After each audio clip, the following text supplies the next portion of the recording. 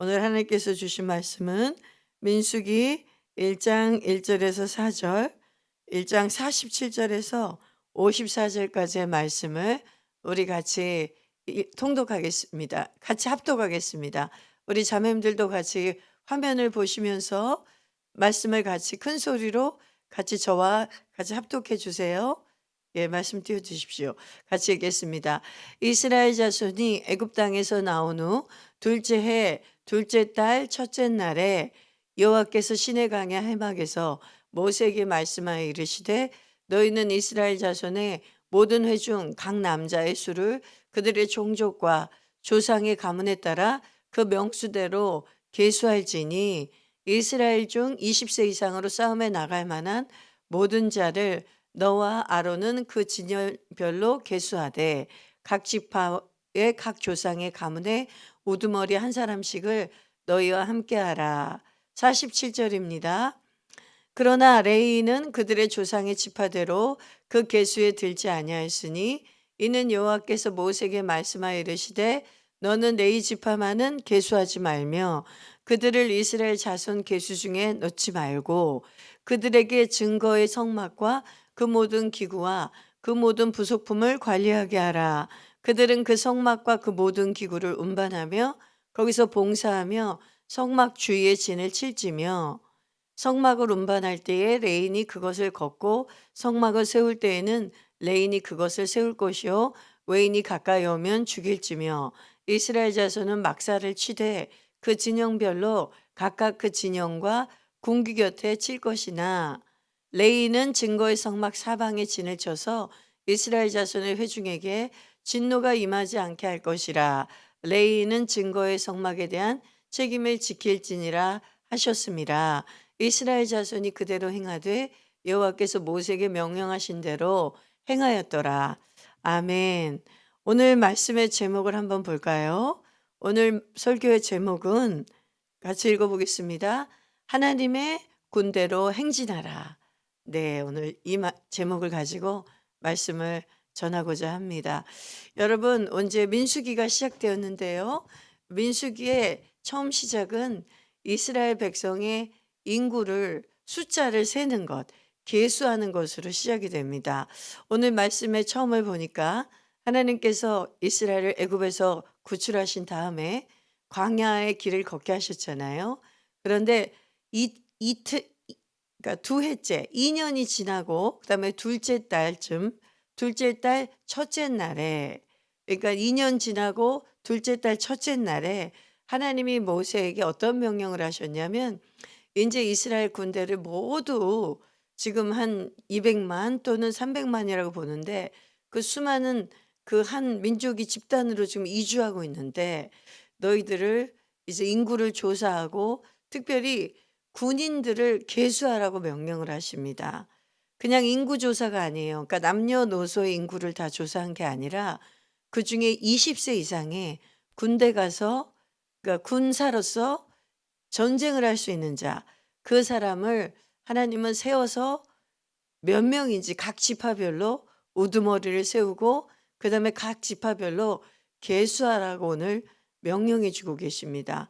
그런데 희한하게 다른 모든 12 지파의 그 군인들을 계수했는데 하나님은 또 레위 지파는 따로 구별해서 레위 지파는 그 군인의 숫자에 넣지 말고 오직 하나님의 성막을 돌보고 제사하고 성막을 지키고 성막을 운반하는 데만 레위는 구별하라고 말씀하십니다.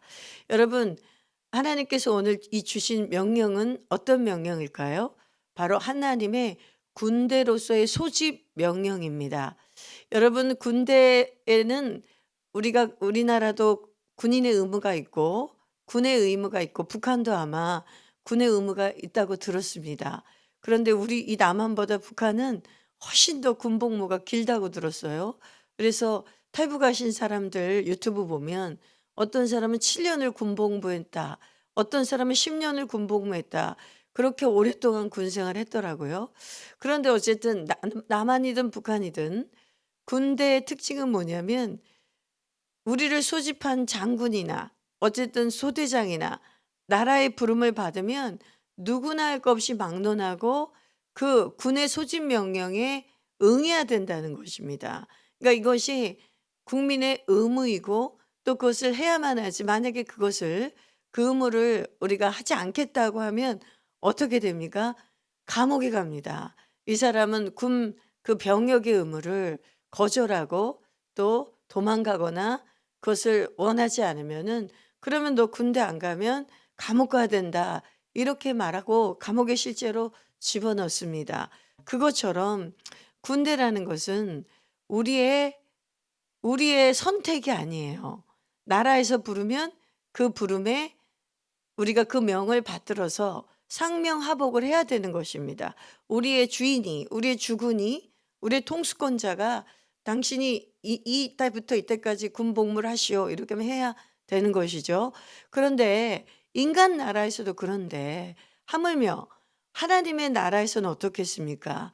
그러니까 하나님께서는 이스라엘 백성들을 일단은 애굽의 땅에서 구출하셨지만 2년 동안 이들에게 말씀을 먹이시고 만나 메추라기를 먹이시며 광야길을 걷게 하시다가 이제 하나님은 이스라엘 백성들에게 뭘 가르치시냐면 "너희들은 나의 나라를 위해서 군사로 부름을 받았다.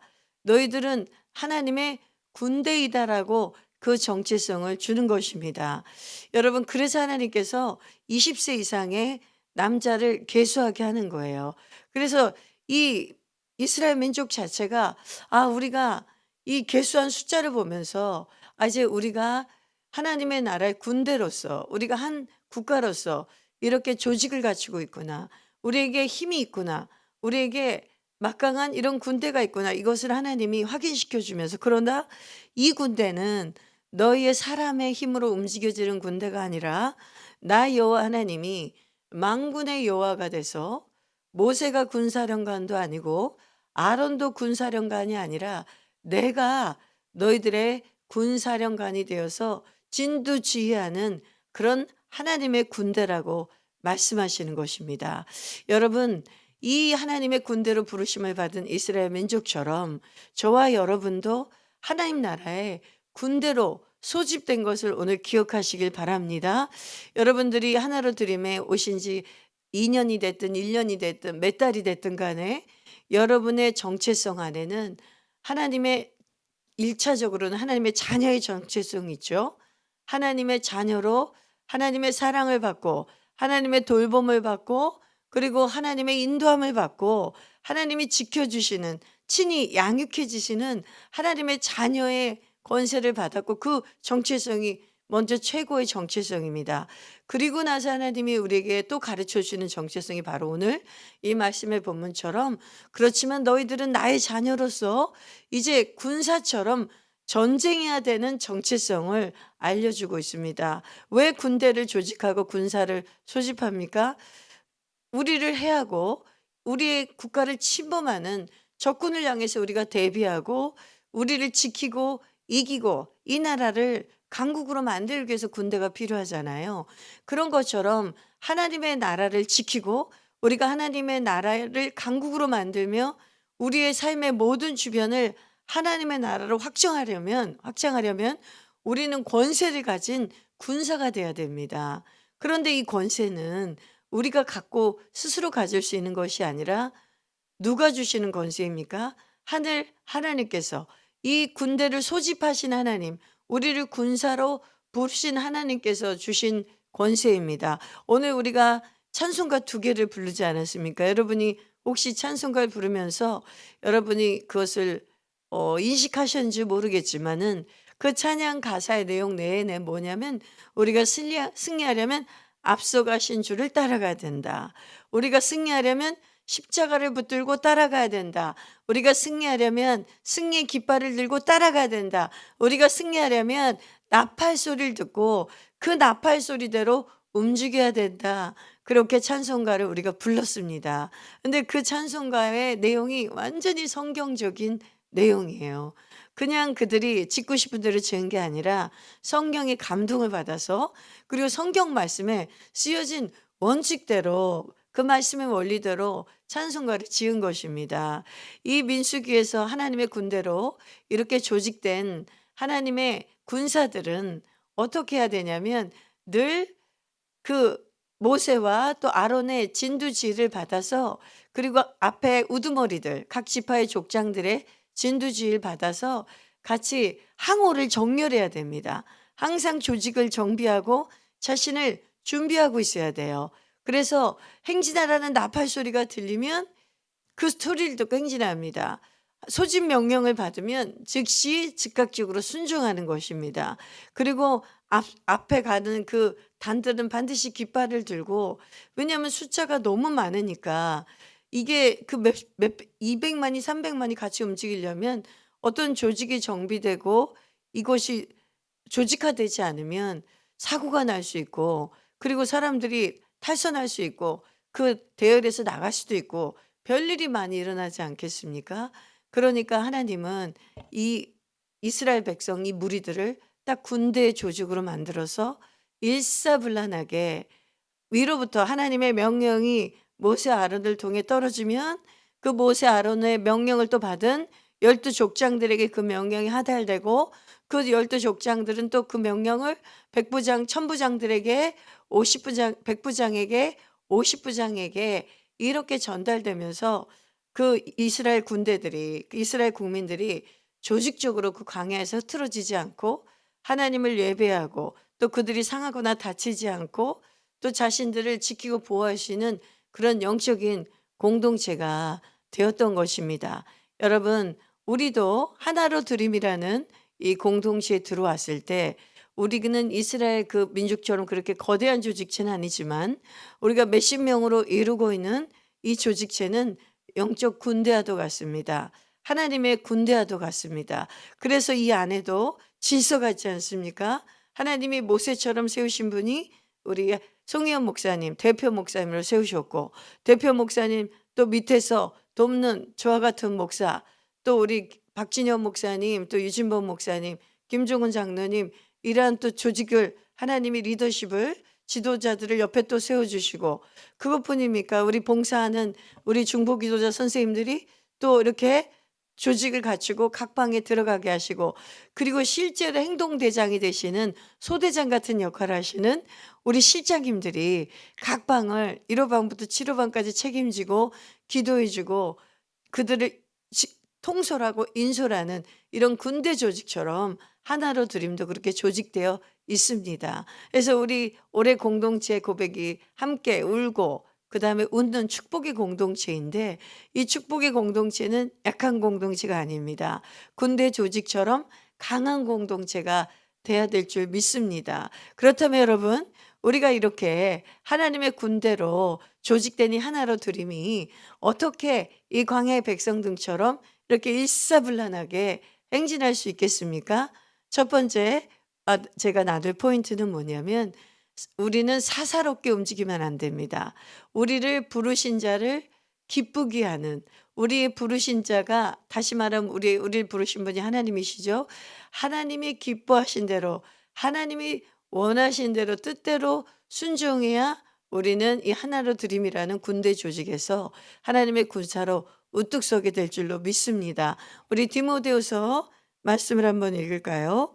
디모데후서 2장 3절에서 4절 말씀을 같이 한번 보겠습니다. 디모데후서 2장 3절에 4절 말씀 같이 읽어봅시다. 시작. 너는 그리스도 예수의 좋은 병사로 나와 함께 고난을 받으라. 병사로 복무하는 자는 자기 생활에 얽매이는 자가 하나도 없나니 이는 병사로 모집한 자를 기쁘게 하려 함이라. 아멘. 사도 바울이 병사가 해야 될 첫 번째 직무에 대해서 얘기해 주셨습니다. 사사롭게 움직이면 안 됩니다. 내 임의대로 움직이면 안 됩니다. 왜냐하면 내가 보기에 이게 좋으니까 그렇게 해야 되겠다. 내가 보기에는 이게 많은 것이 이렇게 해야 되겠다. 군대 조직에서는 그것이 허용되지 않습니다. 내가 보기에 좋은 것이 아니라 하나님이 군대에서 나를 부른 상관이 원하는 대로, 상관이 말하는 대로, 상관이 기뻐하는 것을 해야 되는 것입니다. 때로는 그 상관의 말이 틀려 보이고 맞아 보이지 않아도 내가 이 조직회 안에서 하나님은 이 질서를, 나를 상관을 이 사람으로 세웠다. 그 권위를 인정하고 그 상사의 말을 듣는 것처럼 우리는 하나님의 말씀 앞에 기뻐하며 사사롭게 움직이지 않는 그 훈련이 필요합니다. 어제 제가 또 예능인 방송에 선교를 한 곳에 가서 사역을 했는데 그곳에서 간증을 하신 서정열 장군님, 지금은 예비역으로 전역하신, 거의 27년 동안, 거의 30년 동안 그 군 생활하고 장군까지 하신 그 장군이, 그분이 간증을 하셨는데 그분이 간증하신 것 중에 너무 은혜가 된 게 있어요. 자기가 장군까지 하면서 이제 군에서 지도자를 계속 했잖아요. 지휘관을 했잖아요. 근데 자기가 그걸 하면서 깨달은 게 하나 있다는 거예요. 군대 조직에서는 밑에 병사들과 군사들은 상명하복이기 때문에 책임은 없답니다. 어떤 문제가 생겼을 때, 어떤 일이 생겼을 때 책임은 누가 지는 겁니까? 지휘관이 진답니다. 그리고 밑에 병사들은 시킨 대로 했기 때문에 그에게 책임을 묻진 않는다는 거예요. 모든 책임과 문제 해결의 그 핵심은 지휘관이 한다는 것이에요. 그래서 우리의 정말 지휘관이고 군사령관이 되신 분은 하나님이신데, 우리에게 명령하신 분, 우리에게 이것을 해라, 이것을 하지 마라 말씀하신 그분이 우리를 책임지시고 모든 것을 책임지시는 분이라고 그분이 설명을 하시더라고요.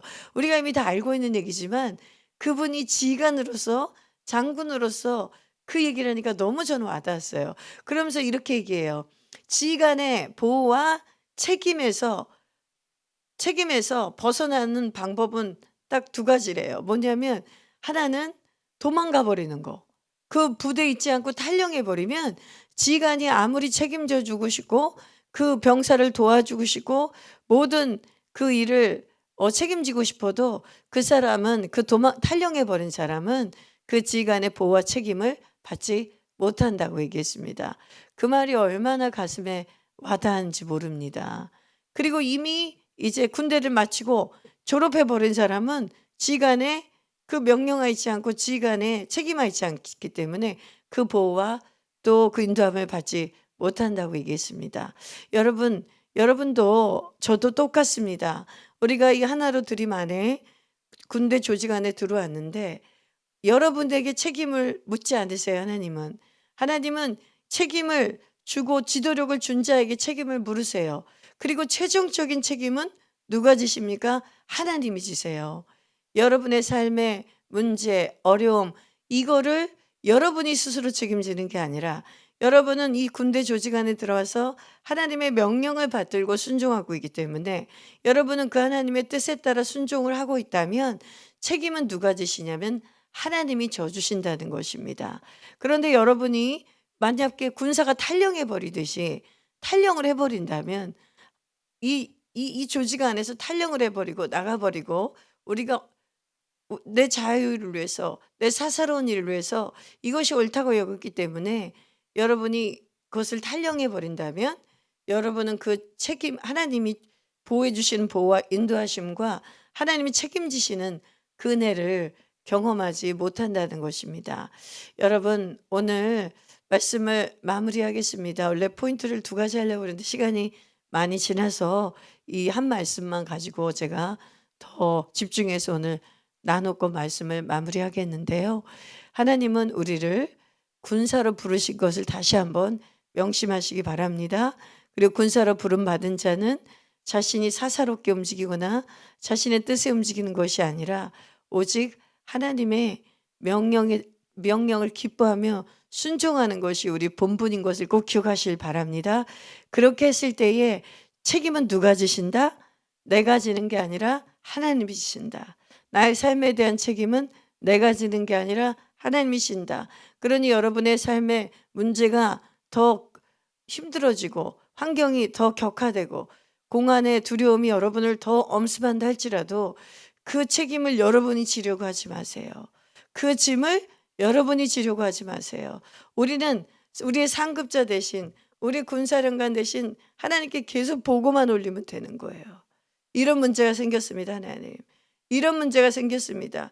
우리의 사령관이신 하나님께서 우리를 보호하여 주십시오. 우리를 바르게 인도하여 주시옵소서. 우리는 오직 상명하복입니다. 하나님이 나의 주군이 되시니, 하나님이 우리의 사령관이 되시니 저는 하나님의 말씀에만 복종하며 따라가겠습니다. 그러면 하나님께서 제가 보고한 대로 하나님께 제가 기도한 대로 하나님이 책임져 주세요. 하나님이 약속하신 대로 책임져 주세요. 이렇게 우리는 하나님 앞에 구조 요청을 하면서 하나님 앞에 우리의 삶의 문제들을 보고하고, 그리고 그 능력이 많으시고 권세가 많으신 사령관이신 우리 하나님께서 마귀를 이기시고 우리의 삶의 문제를 이기게 하시고 죄를 이기게 하시는 그 책임지시는 그 능력을 여러분들은 체험하고, 여러분은 기뻐하며 감사하며 십자가의 군사로 우리 예수님만 따라가시면 됩니다. 오늘도 이 하루 우리 예수님의 군사가 되어서 주님, 앞서가신 주님만 바라보면서 승리하시는 저와 여러분이 되시기를 주님의 이름으로 축복합니다. 아멘.